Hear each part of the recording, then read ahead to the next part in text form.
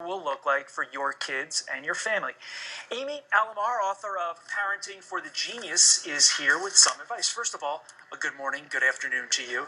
And second of all, what should we be thinking about now? I mean, look, it's March 28th, right? Right. Summer is, that next season. We just got into spring. What should we be thinking about now?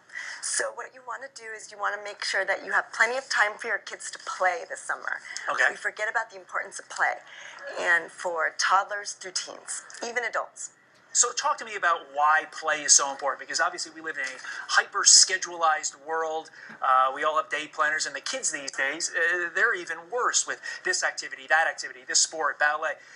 Why is play so important? Yeah, summer can be a great time to dig in and catch up on things and even focus on different sports or academics, but you want to make sure there's time for play because that is crucial in their social and emotional growth, also their cognitive growth. And so kids are learning things like creativity and problem solving, all those 21st century skills that you hear a lot about in the popular press.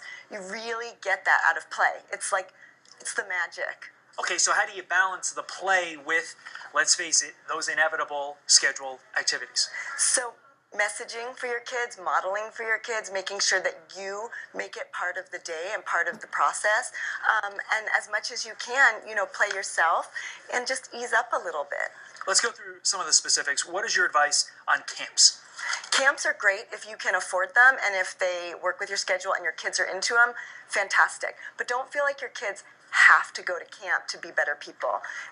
This camp can be a great place for them to have unstructured time, which is great for play, but they can also find that at the local library, they can do that at the pool, they can do it at the park, they can even do it at home in their yard.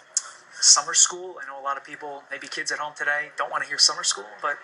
Yeah, summer school is a tough one for kids to face. Right. And you want to, if they have to do it, if it's recommended for your child, go for it with the best attitude you can. So as much as you can, help your kid understand that when they can engage with learning, they're going to benefit from it. So if you can spin a positive attitude, they'll watch your lead on that. You don't have to lie to your kid. It's kind of a bummer if they have to do it. Yeah. What about a summer job?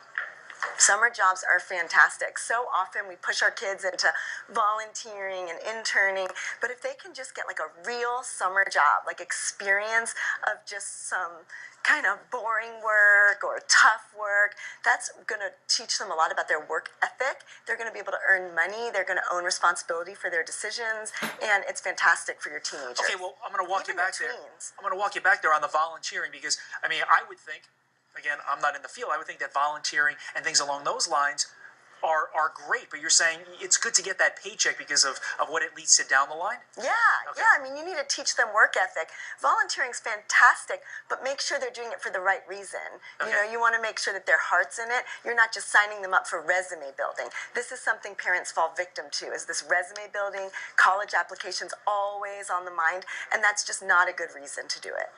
And finally, what should your summer balance look like? Because I think, what do you have, about 3 months, 2.5, 3 months? Yeah. Break down for me how the summer should look. Yeah, our summers are shorter and shorter every year, and that means the academic calendar is getting longer, which is good for our kids academically, but we just want to be mindful that everybody needs a break. So whenever you can find it, even long weekends, spring breaks, when you can find that downtime, enjoy it. And make sure that you've got some good family time in there, but make sure that your kids know that they're on their own too. Like, they can find their own fun. You don't have to be there to entertain them all the time.